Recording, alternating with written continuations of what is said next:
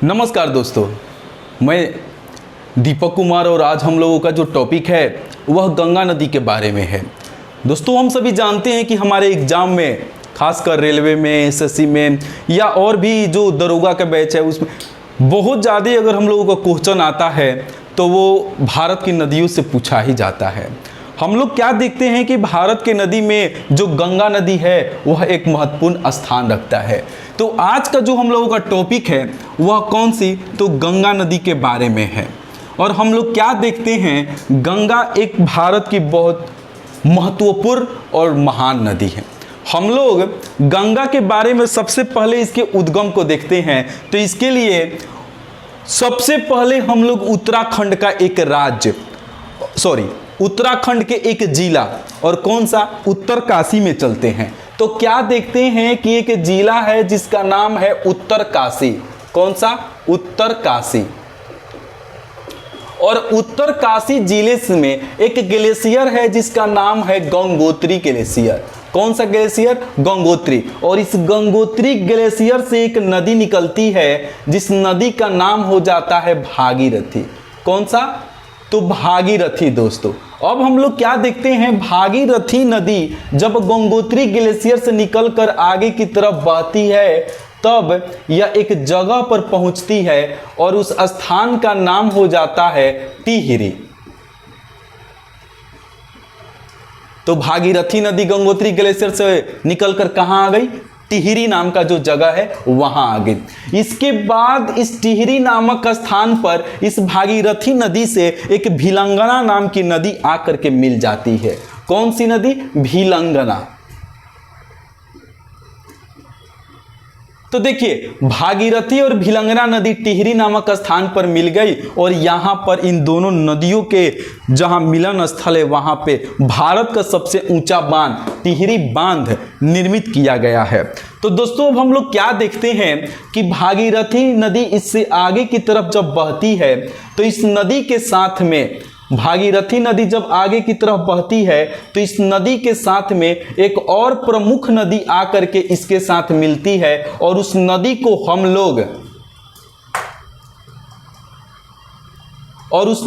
हम लोग अलकनंदा नदी के नाम से जानते हैं।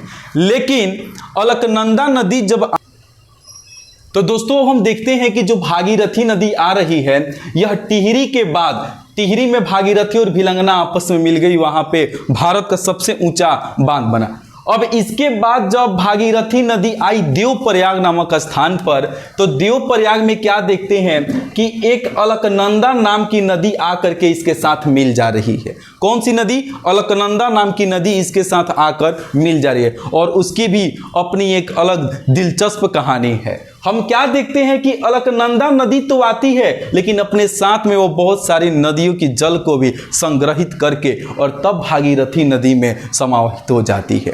हम क्या देख रहे हैं कि बद्रीनाथ नाम का एक जगह है। कौन सा, तो बद्रीनाथ है। और बद्रीनाथ के पास में एक ग्लेशियर है जिसका नाम है संतोपत। अब क्या देखते हैं, ये संतोपत ग्लेशियर के पास से एक नदी निकलती है और इस नदी का नाम हो जाता है विष्णु गंगा।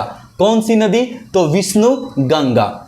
ये जो विष्णु गंगा नाम की नदी है संतोपत ग्लेशियर से निकल करके और दक्षिण दिशा में बह रही है।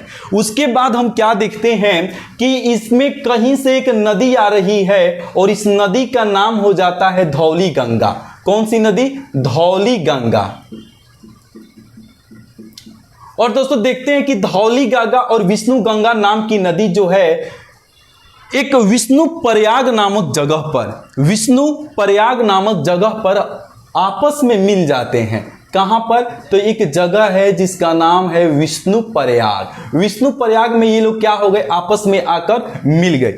इसके बाद हम देखते हैं कि विष्णु गंगा और धौली गंगा नदी को जो संयुक्त जलधारा है उसे ही हम अलकनंदा के नाम से जानते हैं। तो क्या देखते हैं, अब यह जब जलधारा आगे की तरफ बही तब इसे हम कौन सा नदी का नाम दे दिए, तो अब इसे हम अलकनंदा नदी का नाम दे दिए। कब, जब विष्णु गंगा और बार धौली गंगा नदी कहां पर, विष्णु प्रयाग नामक स्थान पर आकर मिल गई। उस जगह से अलकनंदा के नाम से इन दोनों नदियों की संयुक्त जलधारा को जाने।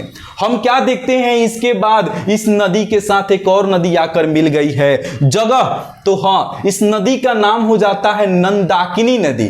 कौन सी नदी, नंदाकिनी नदी। और जगह जो होता है वह होता है नंद प्रयाग। क्या देखते हैं कि नंद प्रयाग उत्तराखंड में एक जगह है जहां पे नंदाकिनी नदी आकर के और अलकनंदा नदी के साथ में मिल जाती है। जब यह नदी थोड़ी दूर और आगे की तरफ बढ़ती है तो एक पिंडर नाम की नदी है जो आकर के अलकनंदा नदी के साथ मिल जाती है। लेकिन जो जगह होता है, जो मिलने का स्थल होता है, वह कौन सा होता है, तो वह कर्ण प्रयाग नाम का एक जगह होता है। कौन सा, कर्ण प्रयाग। तो क्या देखें, तो एक जगह विष्णु प्रयाग जहां पर धौली गंगा नदी आकर के विष्णु गंगा से मिल गई और इसके बाद इसका नाम अलकनंदा हो गया। एक नदी नंदाकिनी जो नंद प्रयाग में आकर के अलकनंदा से मिल गई। एक नदी पिंडर जो कर्ण प्रयाग में आकर के अलकनंदा नदी से मिल गई। इसके बाद में हम लोग देखते हैं कि एक और नदी है जिसका नाम है मंदाकिनी। और क्या देखते हैं, तो वो मंदाकिनी नाम का नदी इस अलकनंदा के साथ और एक जगह है रुद्रप्रयाग, वहां पर आकर के मिल जाती है। तो देखिए यहां पर अभी तक हम लोगों ने 4 प्रयाग देखा। विष्णु प्रयाग जहां धौली गंगा आकर मिल गई, नंद प्रयाग जहां नंदाकिनी नदी आकर मिल गई, कर्ण प्रयाग जहां पीडर नदी आकर मिल गई, रुद्र प्रयाग जहां मंदाकिनी नदी आकर के अलकनंदा के साथ मिल गई। इसके बाद ये अलकनंदा नदी आकर के इस भागीरथी नदी के साथ मिल जाती है और इसका जगह हो जाता है देवप्रयाग। कौन सा जगह, तो देवप्रयाग। अब हम लोगों के पास 5 प्रयाग हो गया, विष्णु प्रयाग, नंद प्रयाग, कर्ण प्रयाग, रुद्र प्रयाग, देव प्रयाग। इसको हम लोग पंच प्रयाग के नाम से भी जानते हैं। हम लोगों का जो टॉपिक है गंगा नदी, अब क्या देखते हैं कि यहीं से गंगा नदी और अपने पूर्ण नाम के साथ में आती है। गंगा नदी वास्तविकता अगर बात की जाए तो वह 2 नदियों से, कौन कौन, एक अलकनंदा और दूसरी भागीरथी नाम की जो नदी है उससे मिल करके यह बनी हुई है। तो रहा सवाल कि गंगा का गंगा नाम कहां से पड़ता है, तो गंगा का गंगा नाम उत्तराखंड के देवप्रयाग से पड़ता है। 2 नदियों की संयुक्त जलधारा से पड़ता है। कौन कौन, अलकनंदा और भागीरथी से पड़ता है। अब यह गंगा नदी जब ऋषिकेश को पार करके हरिद्वार में जाती है तो क्या देखते हैं कि जब यह नदी हरिद्वार में पहुंच गई तो ध्यान देंगे पहली बार हरिद्वार से ही यह मैदानी भागों में प्रवेश की। इसके पहले कहां बह रही थी, तो गंगा नदी इसके पहले पर्वत पहाड़ी एरिया में बह रही थी, उन्हीं क्षेत्रों में बह रही थी। लेकिन पहली बार मैदानी क्षेत्र में यह कब प्रवेश करती है, तो हरिद्वार नाम का जो जगह है वहां से गंगा नदी मैदानी भागों में प्रवेश कर जाती है। इसके बाद हम लोग देखते हैं कि एक नदी है जिसे हम लोग राम गंगा के नाम से जानते हैं और यह नदी उत्तर प्रदेश का एक जगह हो जाता है कन्नौज। इस कन्नौज में आकर के गंगा नदी के साथ मिल जाती है रामगंगा। गंगा की ही एक सहायक नदी बन जाती है। हम लोग जब इसे थोड़ा आगे बढ़ते हैं तो एक जगह आ जाता है जिसका नाम है प्रयागराज। इसे इलाहाबाद के नाम से भी हम लोग जानते हैं। और क्या देखते हैं कि यहाँ पर एक नदी आती है और आकर के गंगा नदी के साथ मिल जाती है। यह गंगा की एक बहुत महत्वपूर्ण सहायक नदी है। दोस्तों, ये प्रयागराज नाम के जगह पर यमुना नदी आकर तो मिलती है, लेकिन यमुना नदी अपने साथ साथ बहुत सारी नदियों को लेकर के भी आती है। जैसे यमुना नदी के साथ में चंबल नदी, बेतवा नदी, केन नदी, ये सबका पानी यमुना अपने साथ ले करके और तब प्रयागराज में आकर गंगा नदी के साथ मिल जाती है। इसके बाद हम देखते हैं कि प्रयागराज से जब यह नदी आगे बढ़ती है तब इसके साथ में एक नदी आती है जिसका नाम होता है गोमती। और गोमती नदी गंगा नदी के साथ में गाजीपुर नाम का जगह है। कौन सा, तो उत्तर प्रदेश में एक जगह है जिसका नाम है गाजीपुर। जिसका नाम हो जाता है गाजीपुर, वहां पर यह नदी गोमती गंगा के साथ में मिल जाती है। इसके आगे बढ़ने पर हम लोग क्या देखते हैं, तो एक नदी आती है और इस नदी का नाम होता है घाघरा या कहें तो सरयू नदी। तो ये जो नदी है जिसे हम घाघरा या सरयू के नाम से जानते हैं, यह नदी गंगा नदी के साथ में मिल जाती है और मिलने का जो जगह है वह जगह सारण का है।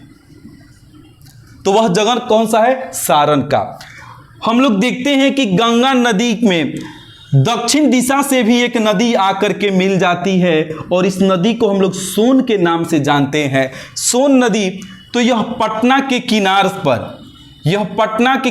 पर आकर के गंगा नदी के साथ क्या हो जाती है, मिल जाती है। इसके आगे बढ़ने पर और सारण के पूर्व दिशा से एक नदी आती है जिसका नाम हो जाता है गंडक, जिसे हम लोग गंडक के नाम से जानते हैं। वह आकर के ये गंगा नदी के साथ मिल जाती है। दोस्तों क्या देखते हैं कि जैसे ही यह नदी आगे की तरफ बढ़ती है तो एक बहुत बड़ी बिहार की विनाशक नदी, उसको हम लोग बिहार का विनाशक, क्योंकि जब वो आती है तो अपने साथ में बहुत ज़्यादा बाढ़ लेकर आती है और उसे बिहार का, खासकर उत्तरी बिहार का जो जनजीवन है वो अस्त व्यस्त हो जाता है। और उस नदी को हम लोग कोसी के नाम से जानते हैं, इसे बिहार का शोक भी कहते हैं। और वो नदी आकर के गंगा नदी के साथ में कटिहार के नज़दीक गंगा नदी के साथ मिल जाती है। इसके बाद क्या देखते हैं, तो गंगा नदी जब आगे की तरफ बढ़ती है दोस्तों, तो झारखंड में छोटा नागपुर का पहाड़ है। उस छोटा नागपुर पहाड़ में जो राजमहल की पहाड़ी है उसके किनार से यह नदी बहती हुई और आगे पश्चिम बंगाल में प्रवेश कर जाती है। अब हम क्या देखते हैं, तो पश्चिम बंगाल में जब नदी प्रवेश कर गई तो पश्चिम बंगाल में एक जगह है मुर्शिदाबाद, और मुर्शिदाबाद नाम के जो जगह है वहां से नदी दो भागों में विभक्त हो जाती है। तो क्या देखते हैं कि राजमहल पहाड़ी के बाद यह नदी पश्चिम बंगाल चली गई और पश्चिम बंगाल में एक इसके पास जगह आ गया जिसका नाम है मुर्शिदाबाद। मुर्शिदाबाद में नदी क्या होती है, तो दो भागों में बट गई। इसका एक भाग पद्मा के नाम से चला गया और दूसरा भाग हुगली के नाम से बहती हुई यह बंगाल की खाड़ी में जाकर के क्या हो जाती है, गिर जाती है।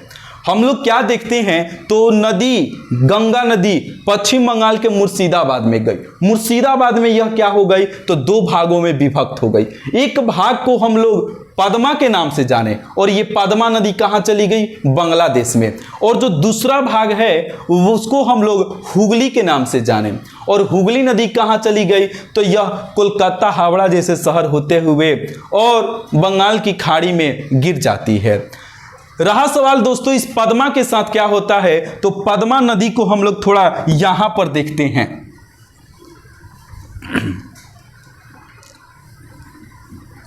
और क्या देखते हैं, मान लीजिए गंगा नदी आ रही है और गंगा नदी कहां पहुंची, तो पश्चिम बंगाल में, और पश्चिम बंगाल का एक जगह हो जाता है कौन सा, मुर्शिदाबाद। पश्चिम बंगाल के मुर्शिदाबाद में जब गंगा नदी पहुंची तो यह दो भागों में क्या हो गई, बट गई। तो एक भाग को तो हम लोग हुगली के नाम से थोड़ी देर पहले देखें, लेकिन जो इसका दूसरा भाग है वह दूसरा भाग आगे बहते हुए और कहां चला गया, तो बांग्लादेश में चला गया।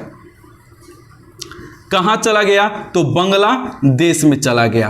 अब बांग्लादेश में दोस्तों एक जगह है, उस जगह का नाम है चांदपुर।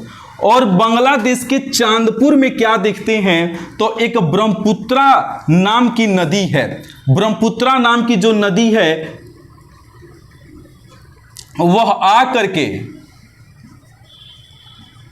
ब्रह्मपुत्रा नाम की जो नदी है वह आकर के बांग्लादेश के चांदपुर में, कहें तो पद्मा नदी के साथ, गंगा का ही नाम तो यहां पद्मा हो रहा है, या कहे तो गंगा नदी या पद्मा नदी के साथ यह ब्रह्मपुत्रा नदी यहां मिल जाती है।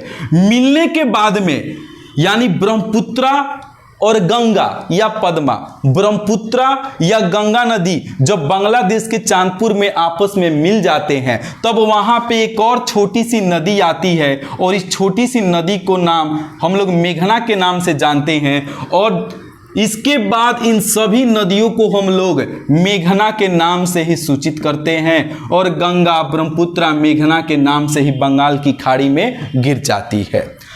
तो क्या देखते हैं कि गंगा नदी, ब्रह्मपुत्र नदी और मेघना नदी, ये तीनों की जलधारा जो है एक साथ बंगाल की खाड़ी में जाकर के गिर रहा है।